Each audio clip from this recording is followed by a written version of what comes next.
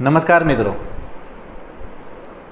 આજના જમાનામાં આપણે જ્યાં પણ ક્યાંય જોબ કરતા હોઈએ, નોકરી કરતા હોઈએ કે ધંધો કરતા હોઈએ તો હંમેશા આપણા મગજમાં એક પ્રશ્ન આવે કે મારા કરતાં આ મારા મિત્રનો પગાર વધારે કેમ છે, મારા કરતાં આ મારો મિત્ર આગળ કેમ છે, હું આટલી મહેનત કરું છું, આટલું કામ કરું છું, તેમ છતાં મારો ગ્રોથ કેમ નથી થતો, હું કેમ આગળ નથી વધતો. તો આજ સમજાવવા માટે આજે ફરીથી એક વખત તમારી સમક્ષ એક વાર્તા લઈને આવ્યો છું. વાર્તા છે ફરીથી અકબર અને બિરબલની. એક વખત અકબરના વાઈફે અકબરને કીધું કે મારા શાળાને તમે મેનેજર બનાવી દો ને, આપણી આ સલ્તનત છે એના સેનાપતિ બનાવી દો ને.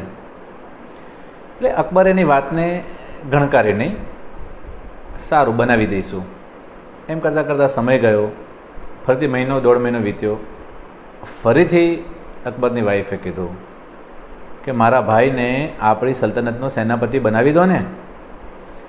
આ વખતે અકબરને થયું કે હવે તો મારે કોઈ નિર્ણય લેવો જ પડશે. એટલે અકબરે એના વાઈફને કીધું આપણે એક કામ કરીએ, આપણે સૌથી પહેલાં એની પરીક્ષા લઈએ, જો પરીક્ષામાં પાસ થશે તો 100% આપણે એને સેનાપતિ બનાવી દઈશું. એની વાઈફ કે સારું, તો ક્યારે બોલાવું હું એને? અકબરે કીધું એના પહેલાં આપણે એક કામ કરીએ, હું 2 દિવસ પછી એને બોલાવીશ. 2 દિવસ વીત્યા. સવાર પડી, અકબર ચા પાણી નાસ્તો કરતો હતો અને એની વાઈફ આવી એટલે તરત જ અકબરની વાઈફે કીધું કાલે રાત્રે મને ઊંઘ ના આવી. અકબરે પૂછ્યું કેમ, શું થયું? એટલે કે બાજુમાં એક કૂતરું આખી રાત ભસ્ય રાખતું હતું, એના અવાજમાં મને ઊંઘ જ ના આવી. અચાનક જ અકબરને સ્ટ્રાઇક થઈ. અકબરે કીધું એક કામ કર, તારા ભાઈને બોલાવને. તરત જ અકબરની વાઈફને લાગ્યું કે અત્યારે 100% એની પરીક્ષા લેવા માગે છે, એટલે તરત એના ભાઈને બોલાવ્યો. અને પછી એનો ભાઈ જ્યારે આવ્યો ત્યારે અકબરે પૂછ્યું કે શાળા સાહેબ, રાત્રે આ રાણી સાહેબના મહેલની બાજુમાં એક કૂતરું આખી રાત ભસભસ કરતું હતું, જરા જોઈ આવો ને, ત્યાં શું ઘટના બની હતી? તરત જ અકબરનો શાળો ત્યાં ગયો, ત્યાં જોયું અને તરત દોડતો દોડતો આવ્યો. એ ખુશ થઈ ગયો, એને ખબર પડી ગઈ કે મારી પરીક્ષા થાય છે. તરત જ એણે કીધું કે અકબર સાહેબ, ત્યાં આગળ એક કૂતરીએ ગલુડિયાને જન્મ આપ્યો છે, એટલા માટે ત્યાં આગળ એ કૂતરી આખી રાત ભસી રહી હતી. ઓકે, એમ છે, બરાબર, સરસ સરસ. થોડી વાર પછી ત્યાં જ અકબરનો સાચો સેનાપતિ આવ્યો. ફરીથી અકબરે એ જ પ્રશ્ન એના સેનાપતિને પૂછ્યો કે સેનાપતિજી, આપણા રાણી સાહેબાના મહેલની બાજુમાં કાલે આખી રાત કૂતરું ભસ્યા કરતું હતું, જરા જોઈ આવો ને, શું તકલીફ થઈ હતી? ફરીથી સેનાપતિ ત્યાં ગયો અને ત્યાં ગયા પછી આખી ઘટનાનું વિહંગાવલોકન કર્યું અને પછી પાછો ફર્યો અને ત્યાં રાજા સમક્ષ વાત કરી કે રાજા સાહેબ, કાલે રાત્રે લગભગ 10:30 થી 11:30 વાગ્યાની આજુબાજુમાં એક કાળા કલરની કૂતરી વિયાણી હતી. તેણે 11 બચ્ચાને જન્મ આપ્યો, 4 કાળા, 4 ધોળા અને 3 કાબરચીતરા. એમાંથી એક જે બચ્ચું હતું તેની તબિયત થોડી નરમ હતી, એટલા માટે કૂતરી આખી રાત ભસ્યા કરતી હતી. પછી જ્યારે આપણા સૈનિકોએ એના માટે થોડું ખાવાનું આપ્યું, પાણી આપ્યું, પછી એણે લગભગ 3:30 4:30 વાગ્યાની આજુબાજુમાં ભસવાનું બંધ કર્યું હતું. ઓકે, એમ છે, અકબરે કીધું. પછી અકબરે એક મીઠી સ્માઇલ સાથે રાણી સામે જોયું અને પછી સેનાપતિને કીધું કે હવે તમે તમારા કામ પર જઈ શકો છો. થોડી વાર પછી રાણીએ કીધું કે મારા ભાઈએ તમને જવાબ તો આપ્યો કે કૂતરી વિયાણી હતી, તો તમે એને સેનાપતિ બનાવતા કેમ નથી? રાજાએ ફરીથી કીધું તે જોયું નથી કે એમાં કઈ ક્વોલિટી હતી? હું ફરીથી એક વખત તારા ભાઈની પરીક્ષા લઈશ અને જો એ પરીક્ષામાં પાસ થશે તો 100% આપણે એને સેનાપતિ બનાવશું. ફરીથી રાણી એની પરીક્ષા માટે રાહ જોવા માંડી. લગભગ 1-8 મહિનો જેવું થયું અને એક દિવસ જ્યારે રાજા ચા પીતા હતા, સાથે રાજાનો શાળો ત્યાં જ બેઠો હતો અને એકદમ રાજાને છાતીમાં દુખાવો ઉપડ્યો.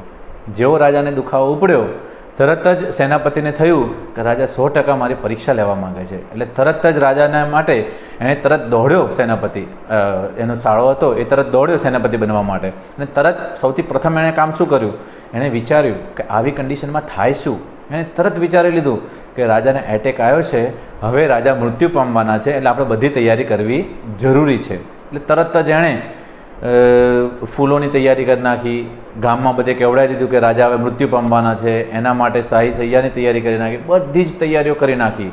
થોડી વાર પછી સાચો સેનાપતિ ત્યાં આવ્યો અને સેનાપતિને તરત જ ખબર પડી કે રાજાને દુખાવો થાય. તરત જ એણે ડૉક્ટરને ફોન કર્યો અને રાજાને એના દરબારમાં અંદર, એના મહેલની અંદર એને આરામ કરવા માટે ગોઠવી દીધા. અને તરત જ જે વૈદ્ય આવ્યા એ વૈદ્ય દવા ચાલુ કરીને રાજાને બચાવી લીધા. થોડી વાર પછી રાજાનો સાળો આવ્યો અને કેટલાય માણસોની સાથે રડતા રડતા કે રાજા જતા રહ્યા, રાજા જતા રહ્યા. રાણી આવીને જોવે છે, અરે આ તું શું કરે છે, તું આ શું કરે છે? એટલે કે રાજાને એટેક આવ્યો હતો ને તમે નહોતું કીધું કે જ્યારે પણ હોય તો બધું આગેમચેતી ભર્યા પગલાં ભરીને બધું સમજીને તૈયારી કરીને આવવાની. તો રાજાને દુખાવો થયો, તમે કીધું તું પરીક્ષામાં પાસ થવાનો છે, એટલે મેં પહેલેથી વિચારી લીધું કે હવે રાજા મરવાના છે, એટલે મેં બધી જ તૈયારી કરી નાખી. જોયું મિત્રો, સાચા માણસમાં, સાચા સેનાપતિમાં અને એક સેનાપતિ બનવા માટે મહેનત કરતા માણસમાં શું ફરક હોય છે. બસ મિત્રો, આપણી લાઈફમાં પણ આવું જ છે. જ્યારે આપણે જોઈએ છીએ ને કે મારા કરતાં મારો મિત્ર સારો પગાર પ્રાપ્ત કરે છે, કે મારા કરતાં મારો સાથી મારા કરતાં ક્યાંક આગળ છે, તો એની અંદર આવી જ કોઈ ખાસ ક્વોલિટીઓ હશે ત્યારે જે તમારા કરતાં આગળ છે. એક જ કામ કરવા માટે તમે 10 ધક્કા ખાઓ એની જગ્યાએ જ્યારે એ જ કામ એક જ વખતની અંદર સારી રીતના બધી જ વસ્તુઓ સાથે સ્પષ્ટપણે કરીને આવો ને, ત્યારે 100% તમારું માન, સન્માન અને તમારી કારકિર્દીની અંદર તમે 100% આગળ વધશો.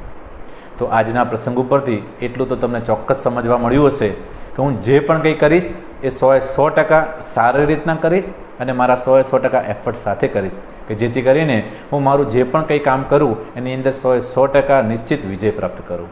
તો મિત્રો, આજના આ પ્રસંગ ઉપરથી હું માનીશ કે તમે એને અમલમાં મૂકશો અને તમે તમારા કારકિર્દીના બધા જ સોપાનો પાર કરશો.